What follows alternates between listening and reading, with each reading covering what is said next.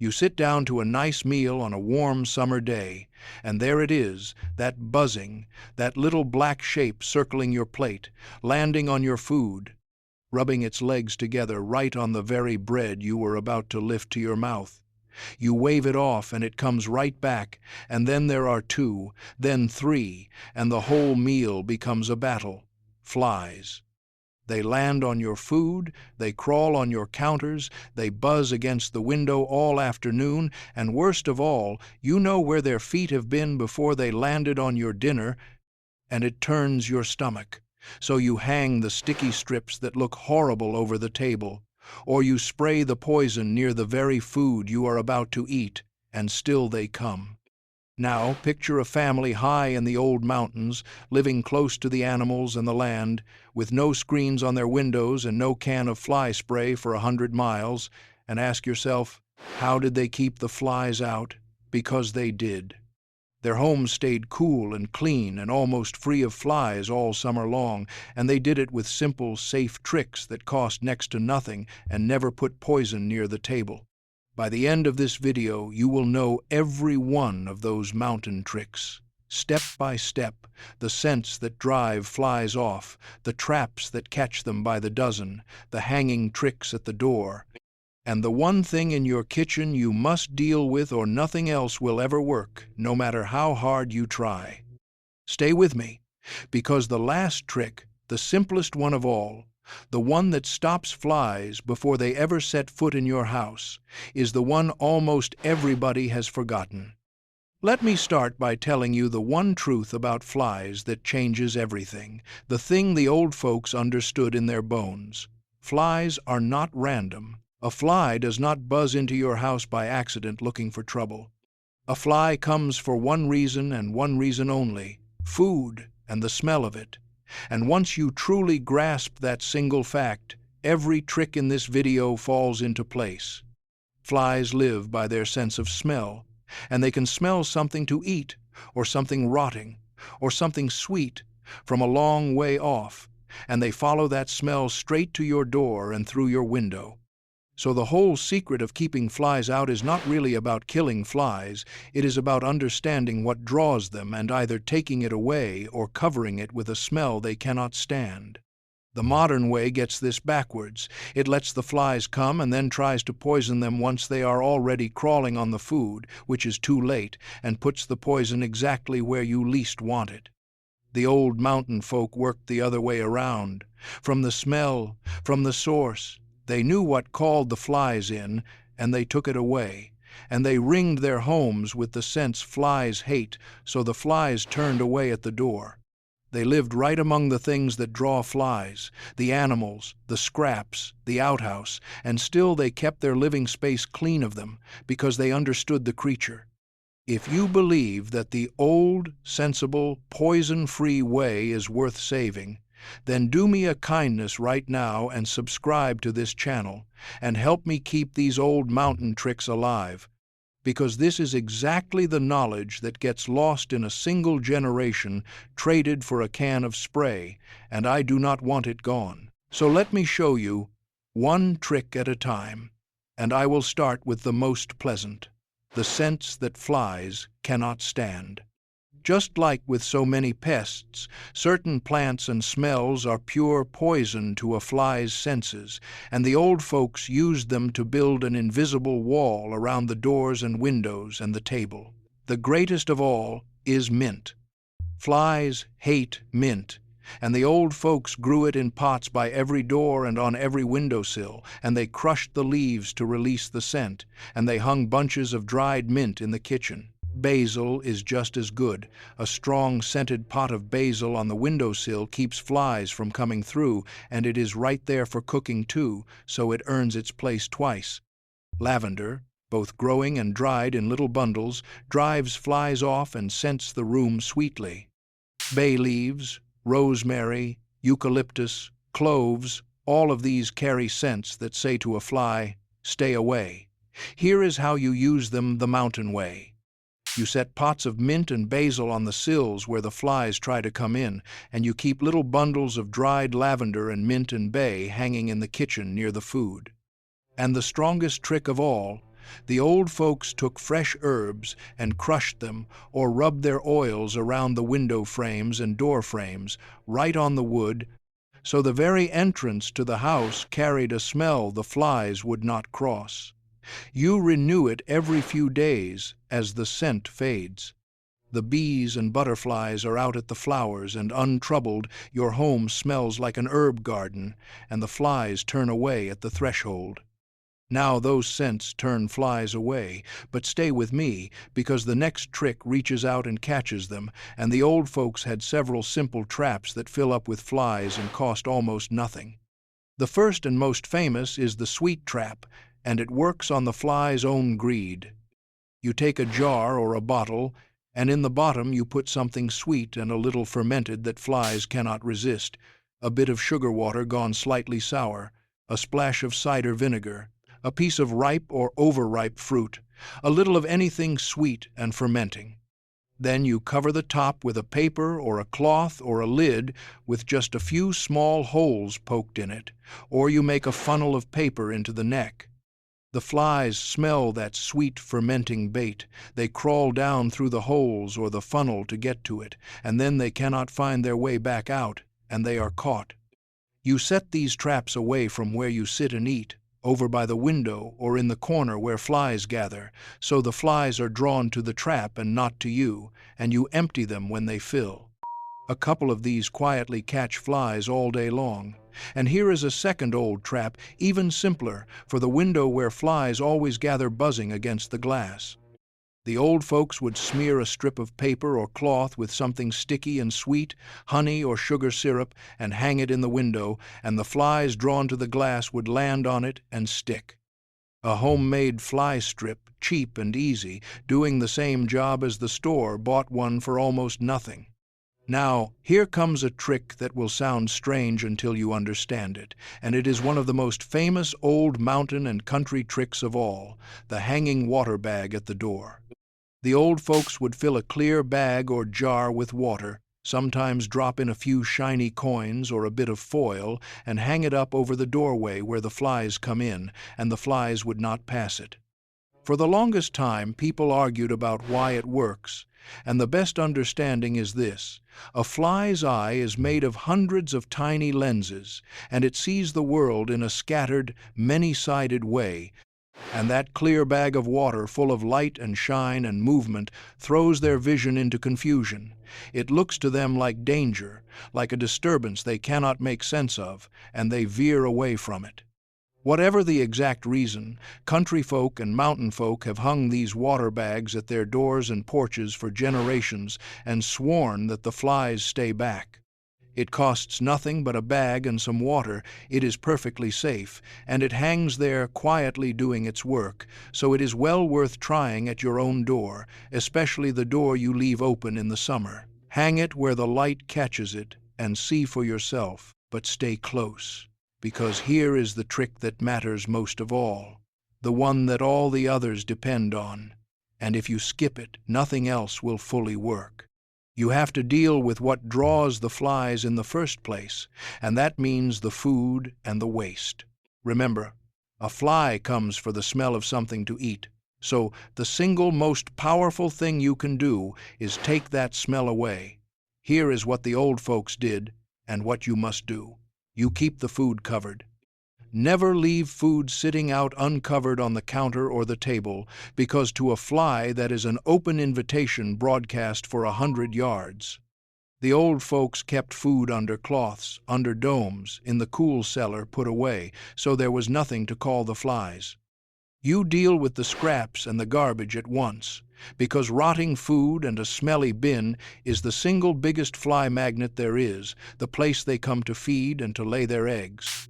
You keep the bin covered and emptied often, you rinse it out so it does not go sour, and you do not let food waste sit.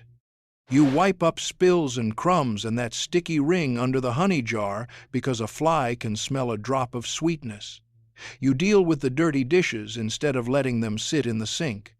And here is the one most people miss entirely, the drain, because the gunk that builds up inside a kitchen drain is a feast and a breeding ground for the little flies, so you keep it clean, flushing it with hot water and vinegar. Take away the smell of food and waste, and you have cut the flies off at the root, because now there is nothing calling them in, and all the scents and traps and water bags have far less work to do. This is the foundation. Without it, you are just fighting flies that you yourself keep inviting. And here is a micro secret about the things that rot, because the old folks were masters of this. Fruit. A bowl of fruit on the counter is lovely, but as it ripens and a piece goes soft, it sends up exactly the sweet fermenting smell that the little fruit flies breed in, and suddenly your kitchen is full of them. The old folks watched their fruit and used the soft pieces at once or moved them to the cool cellar, and they never let a single piece sit and rot in the bowl, because they knew one overripe peach could fill a kitchen with fruit flies in a day. So keep your fruit bowl honest, use the ripe ones, never let one go to rot in the open, and if the little flies do appear, that sweet vinegar trap I showed you catches them by the score. Deal with the source, the one rotting thing, and the cloud of little flies has nothing to breed in and is gone in a few days. Now let me give you the ways to clear a room fast, for when the flies have gotten in despite everything and you want them out now. The old folks knew that flies move toward light and toward open air, so the oldest trick is simply to darken the room and open one bright doorway or window, drawing the shades on every window but one. And the flies will head for the single patch of light and find their way out, and you shoo them along toward it. They also knew that flies are sluggish in the cool, so a room kept cool and shaded in the heat of the day is far less inviting to them than a hot, bright one. For knocking them down without poison, a simple swatter in a patient hand, or for a quick natural spray, the old folks would mix water with a little of the strong scented oils, mint or eucalyptus or clove, in a bottle, and mist the air and the windows where the flies gather, and that scent both repels them and drives them toward the door. And a fan helps here too, just as it does with mosquitoes, because flies are easily put off by moving air and will not settle where a breeze is blowing across the table. Little things, but together they clear a room and keep it clear without a drop of poison near your food. Let me give you a handful of quick old tricks now to round it out. Cloves stuck into a lemon or an orange, half a citrus fruit studded all over with whole cloves, set on the table, gives off a scent flies hate and looks and smells lovely while it does it. An old trick for keeping the table clear during a meal. A few drops of clove or eucalyptus oil on a ribbon hung in the window, keeping the screens, if you have them, in good repair. Because a torn screen is an open door, and the old folks who did get screens guarded them well. Sweeping up after the animals if you keep any, because manure is where flies breed by the thousands, so the old folks kept the animal areas clean and well away from the house and never let the muck pile up near the door. Drying any damp spots, because flies and their cousins love damp rot, and keeping a sprig of fresh mint right on the table during a meal, crushed a little to release the scent, to hold the flies off your plate while you eat. A bowl of dried lavender or crushed mint and bay set out in the kitchen works like a natural air freshener that flies avoid. Wiping the table and counters with a cloth dampened with a little vinegar after a meal, which cleans them and leaves a faint scent flies dislike, so they do not return to the spot. And the old habit of never leaving the kitchen at night with dishes in the sink or crumbs on the table, because the flies that find a mess overnight are the flies that swarm you at breakfast. Every one of these is cheap, safe, and passed down through the generations, and together they keep a home clear. Let me give you the old folks' favorite quick trap in detail, because it is the one you will reach for most, and a small change makes it far better. You take a jar or a cup and you pour in a good splash of cider vinegar, the smell of which draws flies powerfully, and here is the trick the old folks added. You put a little something sweet in with it, a spoon of sugar or a slice of ripe fruit, to sweeten the lure, and then the real secret, you add just one tiny drop of soap and stir it in gently. That drop of soap breaks the surface of the liquid so that when a fly lands to feed, instead of resting on top, it sinks straight in and cannot escape. Without the soap, flies land, feed, and fly off again, but with that one drop they are caught every time. You can cover the top with a paper funnel or some pierced paper too, for good measure. Set a few of these around on a bad fly day, near the window, by the bin, wherever they gather, and by evening they are full. It is the cheapest, surest fly trap there is, made from a splash of vinegar, a pinch of sugar, and a single drop of soap, and it has been catching flies in country kitchens for as long as anyone can remember. And here is a piece of old wisdom we tend to forget, that the fly has natural enemies, and the old folks welcomed every one of them. The spider in the corner of the porch, which we are so quick to sweep away, is a tireless fly-catcher, and the old folks often left the porch spiders be, knowing each web meant fewer flies at the table. The swallows that nested under the eaves swooped through the yard all day eating flies and other insects by the hundreds, so a family was glad to have them nesting near the barn. The very dragonflies and birds and toads that help with the mosquitoes help with the flies, too. The old folks did not try to sterilize the whole world around their home. They understood that a yard alive with spiders and birds and helpful creatures was a yard with far fewer pests, because nature keeps its own balance when we let it.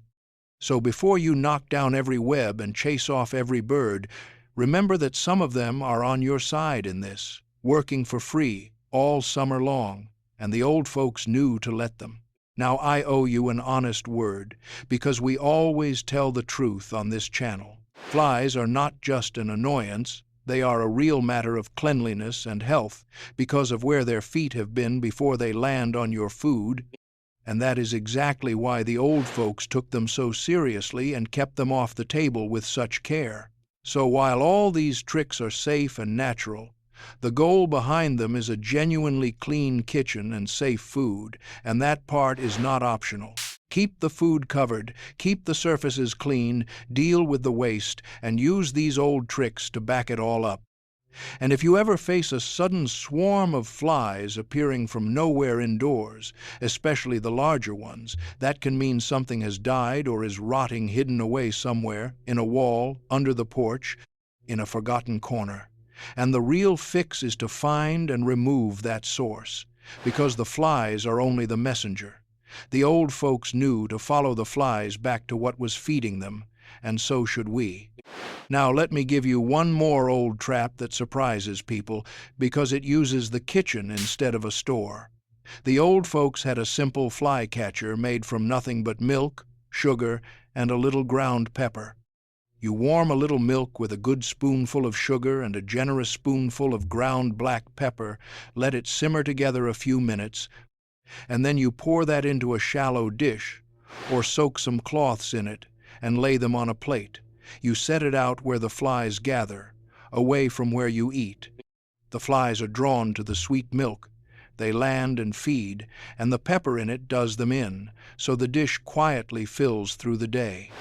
It is an old, old recipe, used in country kitchens long before there was any such thing as fly spray, and it costs nothing but a splash of milk and a pinch of pepper. Set it out in the morning on a bad fly day and let it work. Just keep it away from where pets or children might get into it, the same sense you would use with any trap, and it will catch flies all day without a single chemical in the house. Let me talk about the door itself now, the open door, because in the heat of summer you want the air moving through the house, and an open door is an open invitation to every fly in the yard. And the old folks had clever ways to let the breeze in while keeping the flies out. The simplest was a curtain in the doorway. They would hang strips of cloth, or strings of beads, or even strips cut from light fabric right across the open doorway, so the breeze pushed through easily, but the moving strips confused and blocked the flies, who do not like to push through a hanging, shifting curtain. Some hung a piece of light netting or cheesecloth across the door, fine enough to break the fly's path while still letting the air pass. A curtain of hanging strips at the back door, swaying a little in the breeze, kept a kitchen astonishingly clear while the door stood wide open all day. You can do the very same thing today. A simple strip curtain over the door you keep open, and it works as well now as it ever did, letting you have your summer breeze and your fly-free kitchen both at once. The old folks never chose between fresh air and keeping the bugs out. They found the clever way to have both, and that cleverness is exactly what we have lost and can so easily take back. Let me pause and say something about why this matters more than just comfort, because the old folks understood it deeply. A fly is not a clean creature. Before it landed on your bread, it may well have been on the waste, on something dead, on the muck behind the barn, and it carries what it walked through on its feet and its body straight onto your food. That is why, before anyone understood germs the way we do now, the old grandmothers were already fierce about keeping flies off the food and out of the kitchen, because they had learned through hard generations that flies and sickness traveled together, that a kitchen full of flies in summer meant trouble for the family's health. They could not have told you the science, but they knew the truth of it, and they acted on it, and that wisdom kept their families well. So, when you keep the flies off your table, you are not just sparing yourself an annoyance, you are doing exactly what those careful old folks did, protecting the health of everyone who eats at your table. That is why every trick here begins and ends with cleanliness, with covering the food and dealing with the waste, because the old folks knew that a clean kitchen is not just a tidy one, it is a healthy one. And keeping the flies out is part of keeping the family safe. And now, here it is, the last trick, the simplest one of all, the one I promised you at the start, the one that stops flies before they ever set foot inside your home in the first place.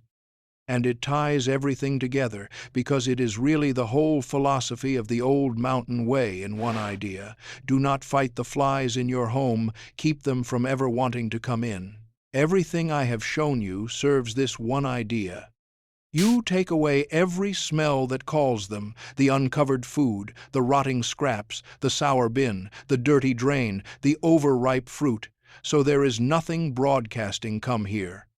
Then you ring the doors and windows, the very edges of your home, with the scents they cannot stand, the mint and basil and lavender and clove, so the threshold itself turns them away. You hang the water bag at the open door to confuse the few that still approach. And you keep your home cool and clean and your food put away so that even if one wanders in, there is nothing to hold it and it heads back out toward the light. Do you see what this is? It is not a war fought inside your kitchen with poison and swatters. It is a quiet wall built around your home out of cleanliness and scent, so that the flies simply never choose your house in the first place. The old folks did not spend their summers battling flies indoors. They spent them in peace, because they had set things up so the flies stayed outside where they belong. That is the secret, not killing flies. Making your home the last place on earth a fly wants to be, and it costs almost nothing, and it puts no poison anywhere near the food you feed your family, and it works as well today in your kitchen as it did 100 years ago in a mountain cabin with no screens at all.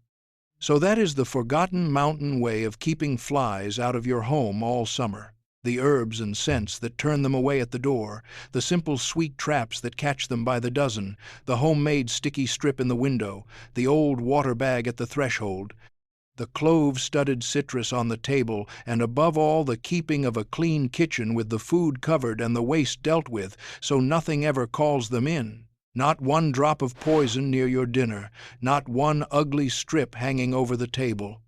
The old mountain families lived right among the very things that draw flies, the animals and the scraps and the heat, with no screens and no spray, and still their living space stayed clean and clear, because they understood the fly and worked from the source instead of fighting the symptom. We have screens and sprays and traps in every store now, and we still lose our summer meals to the buzzing because we forgot the simple truth that the old folks lived by. But you do not have to lose another meal. You can do it their way, the clean way, the safe way, and take your summer back. So here is what I want you to do. This week, set a pot of mint or basil on the sill by the door you leave open and crush a few leaves to wake up the scent. And at the same time go deal with the one thing in your kitchen most likely to be calling the flies, the bin, the drain, or that bowl of fruit, and see how much quieter your kitchen gets. And come tell me in the comments, did your family keep the flies out the old way too? Did your grandmother hang the water bag at the door and stud the lemon with cloves and keep the mint on the table? And where in the world are you watching from tonight? Because I love seeing how far this old wisdom travels, from kitchen to kitchen, all around the world. If this video helped you or stirred a memory, subscribe and stay with me, so together we can keep these old mountain tricks alive, the safe and sensible ways that kept a home clean without a drop of poison before they slip away for good. They knew how to live well with what they had, those old folks, and they have so much left to teach us. Try just one of these tricks this week, the mint at the door or the vinegar trap or the simple curtain, and you will see how quickly your home grows quiet and your meals grow peaceful again. Keep it clean, keep the mint at the door, and keep the old ways alive. I will see you in the next one.